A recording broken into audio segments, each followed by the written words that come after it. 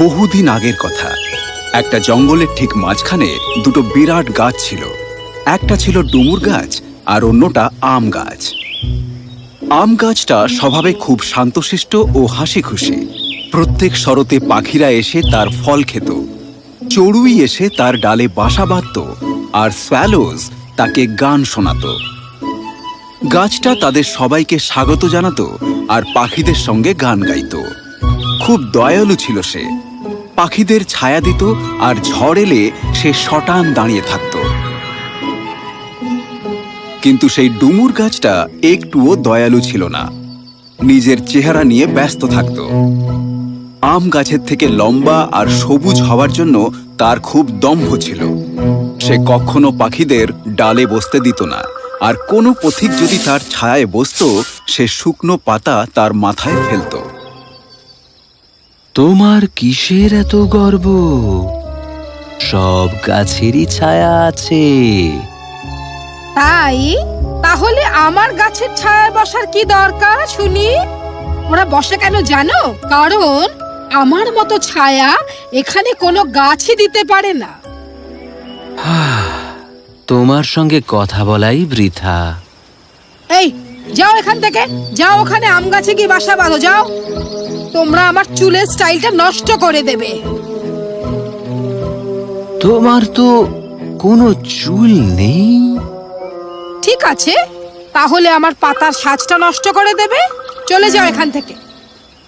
এবার খুশি তো? কি যে বলো ডুমুর, ওরা তো শুধু বাসা বাঁধতে চায়। তোমার ডালে পাখিদের বসতেই দাও না।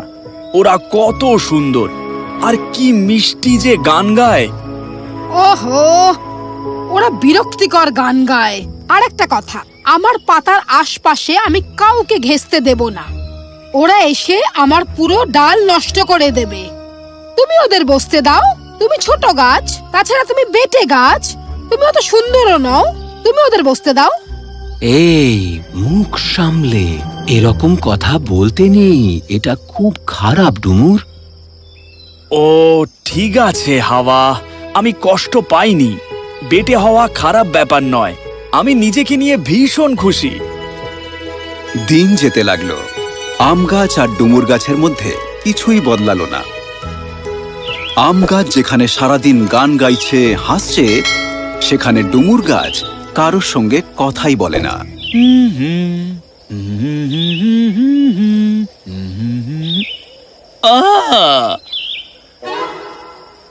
একদিন এক ঝাঁক মৌমাছি সেই বনে এলো। রানী মৌমাছি ডুমুর গাছটা দেখে খুব খুশি হলো। এই গাছটা যেমন বড় তেমন মজবুত। আমাদের বাড়ির জন্য এটা উপযুক্ত। এখানে আমরা মৌচাক বানাতে পারি। সে যাই হোক, কি বললে? বাসা বানাবে? আমি কোনোভাবেই চাই না যে আমার ডালে চ্যাটচ্যাটে মধু লেগে থাকে আর তোমরা সারাদিন ধরে শুধু ভন ভন করবে। আমার জীবনে অনেক কাজ আছে, বুঝলে? তুমি একটা গাছ, জঙ্গলে একটা জায়গায় দাঁড়িয়ে আছো। তোমার আরো কাজ আছে, মানেটা কি? সে যাই হোক, তোমাদের ভনভনানি আমি শুনতে চাই না। চলে যাও, চলে যাও বলছি। ডুমুর, ওরা মৌমাছি। প্রকৃতির জন্য ওরা খুবই গুরুত্বপূর্ণ। আর এখন ওদের মৌচাক বানাতে গাছের ডাল তো লাগবেই। আমরা যদি একে অপরকে সাহায্য না করি, তাহলে প্রকৃতি তার ভারসাম্য বজায় রাখবে কি করে? যদি প্রকৃতি চাইতো আমার ডালপালা নষ্ট হোক, তাহলে প্রকৃতি আমাকে কখনোই এত সুন্দর আর মজবুত করে বানাতো না। আমি প্রকৃতির এক অপরূপ সৃষ্টি, তাই প্রকৃতির জন্যই আমি নিজেকে সুন্দর রাখতে চাই। আর তুমি আমাকে জ্ঞান দিচ্ছ? তোমার যদি প্রকৃতির প্রতি এতই দরদ থাকে, তাহলে মৌমাছিদের মৌচাক বানাতে দাও। এখন তোমরা আমাকে রেহাই দাও। আমার ভালো লাগছে না এই বিষয়ে একটা কথা বলতেও। আমি এই বিষয়ে কোনো কথা বলতে চাই না। আম গাছ ডুমুর গাছের কথায় খুব দুঃখ পেল, কিন্তু কোনো উত্তর দিল না। সে বরং মৌমাছির ঝাঁককে ডেকে বলল তারা যেন তার ডালে মৌচাক বানায়। ও সত্যি, তুমি খুব উদার আম। আমরা এখানেই মৌচাক বানাবো। কি মিষ্টি গন্ধ তোমার। ধন্যবাদ রানী মৌমাছি, আমি ধন্য হলাম। মৌমাছিরা আম গাছে মৌচাক বানিয়ে শান্তিতে বসবাস করতে লাগলো। আম গাছ তাদের ভন ভন আওয়াজে বা চ্যাটচ্যাটে মধুতে একটুও বিরক্ত হলো না। আর ওদিকে ডুমুর গাছটা যাকেই দেখে তার উপর চিৎকার করে। এই তোমাদের এই কিচির মিচির আমার অসুবিধে হচ্ছে। এই পাখিরা না সব সময় কিচির মিচির করতেই থাকে। তোমাকে কি সব সময় গান গাইতেই হবে? একটু শোনার পরেই আমার অসহ্য লাগে। কয়েক সপ্তাহ পরে দুজন কাঠুরে জঙ্গলে এলো। বাড়ি বানানোর জন্য তাদের কাঠ চাই। তারা আম গাছটা দেখে ভাবলো এটাই কাটবে। তাদের কাজের জন্য একেবারে উপযুক্ত। কিন্তু তাদের মধ্যে একজনের কিছু একটা নজরে পড়ল। দাঁড়াও, ওটা কি? একটা মৌচাক। এই গাছটা কাটলে মৌমাছিরা হুল ফুটিয়ে দেবে। ও হ্যাঁ, চলো আরেকটা আম গাছ খুঁজি। কাঠুরেরা আরো এগিয়ে যেতেই ডুমুর গাছটাকে দেখতে পেল। গাছটা এত লম্বা দেখে তাদের খুব পছন্দ হলো। চলো এর গোড়া থেকে কাটা শুরু করি। তাই কাঠুরেরা ডুমুর গাছটা কাটতে শুরু করলো। ডুমুর গাছ কাঁদতে লাগলো। সে জঙ্গল ছেড়ে যেতে রাজি না। হঠাৎ তার মনে হলো পাখিরা কেউ নেই। আমার লাগছে, ওরা আমাকে নিয়ে কি করতে চায়? আম গাছটা সব দেখছিল। সে মৌমাছিদের ডাকলো।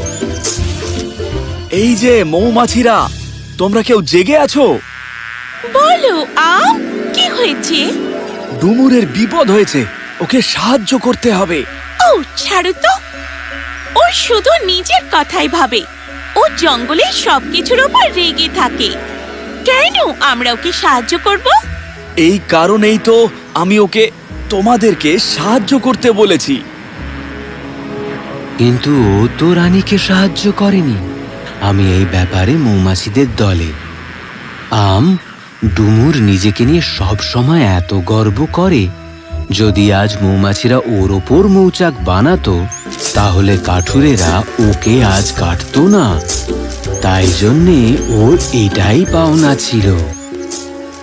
না হাওয়া, ডুমুর যা করেছে আমরা সেটা করতে পারি না।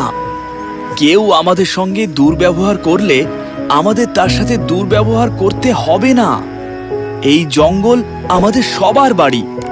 ডুমুরের যখন আমাদের প্রয়োজন তখন ওকে একা ছেড়ে দিতে পারি না।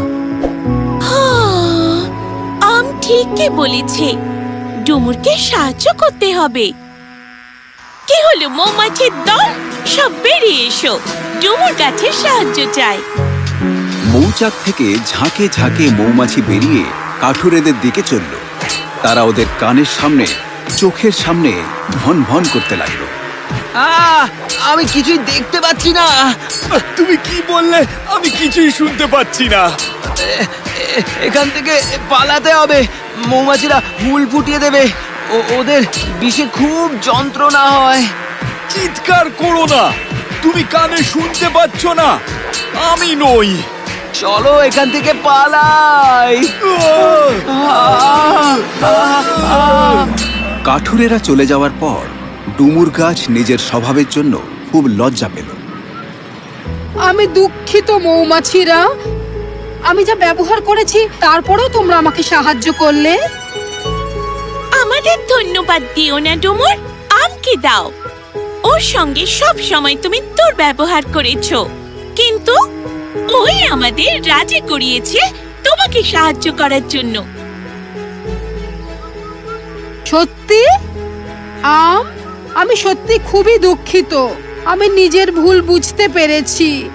আমাদের সবার ভেতরে কিছু গুণ রয়েছে, আমরা সবাই বিশেষ। আমি সেটা বুঝতে পারিনি। কোনোদিন অহংকার করে কারোর সঙ্গে খারাপ ব্যবহার করব না। আমি সত্যি বলছি, বিশ্বাস করো।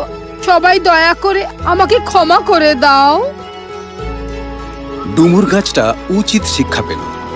এরপর থেকে সে কোনোদিন আর হাওয়া বা পাখিদের ওপর চিৎকার করেনি। সেও আম গাছের সঙ্গে গান গাইতো আর চড়ুইদের তার ডালে বাসা বাঁধতে দিত।